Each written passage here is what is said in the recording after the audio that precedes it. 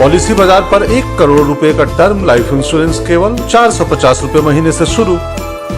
वाह!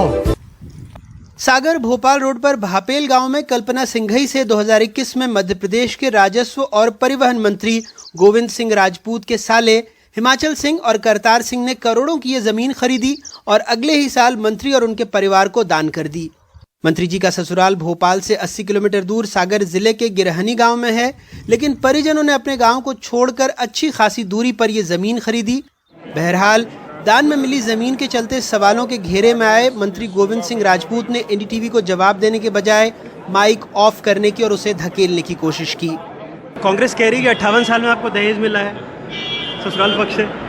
पता देंगे आप, घबराओ नहीं, आपने वो जवाब तो दिया है कि गिफ्ट देने में कोई दिक्कत नहीं अपने ब्लड रिलेशन में देंगे, जो आराम से लंबा जवाब दे देंगे। बस एक छोटी क्योंकि ये थोड़ा इम्प्रॉपरिटी का मामला आता है कि पहले जमीन सिंचित थी फिर असिंचित हो गई, आपने इस पर बोला नहीं। क्या कह रहे हैं बताइए। आपको नहीं लगता कि भ्रष्टाचार की श्रेणी में है?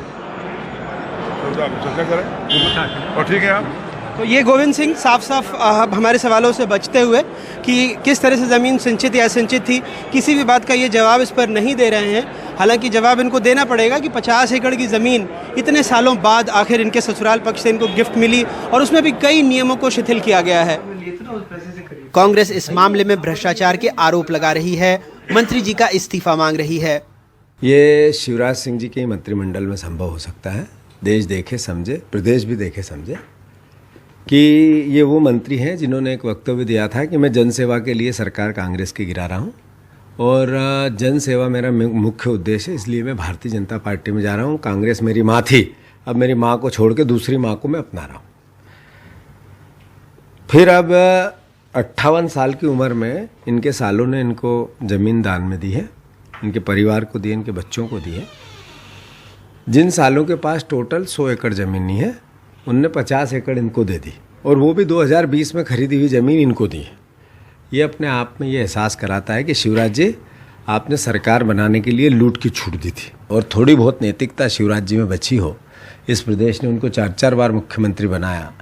अगर उसकी थोड़ी बहुत इस प्रदेश पे एहसान करना हो तो प्रदेश को स्पष्ट करे कि दान कैसे मिला, नहीं तो इस्तीफा लेने के लिए हिम्मत है क्या शिवराज जी में?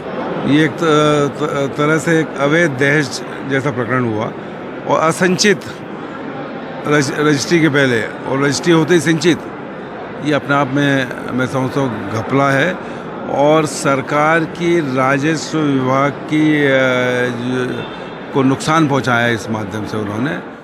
कांग्रेस ही नहीं, बीजेपी से जुड़े राजकुमार धनौरा, जिन्हें हाल में ही पार्टी से निकाल दिया गया, वो साफ तौर पर जमीन खरीदने में भ्रष्टाचार और काले धन के आरोप लगा रहे हैं।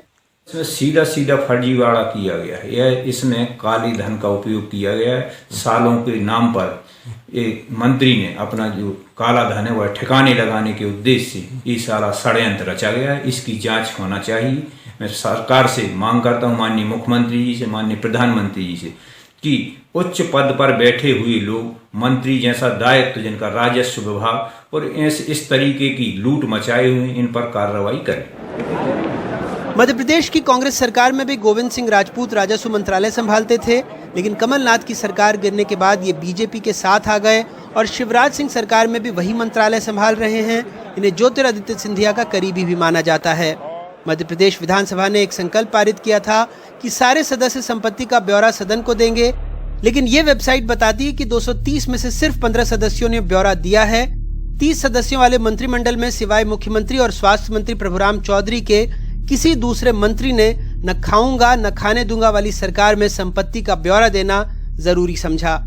अखबार में, इश्तिहार में मध्य प्रदेश सरकार बता रही है कि कैसे उसने करोड़ों की जमीन माफिया के कब्जे से छुड़ाई, लेकिन उसी मध्य प्रदेश सरकार में किसी और पर नहीं, खुद राजस्व मंत्री पर आरोप लगे हैं कि करोड़ों की जमीन उन्होंने अपने नाम की, वो भी कई नियमों को दरकिनार कर। भोपाल से अपने कैमरा सहयोगी रिजवान खान के साथ अनुराग द्वारी, एनडीटीवी इंडिया।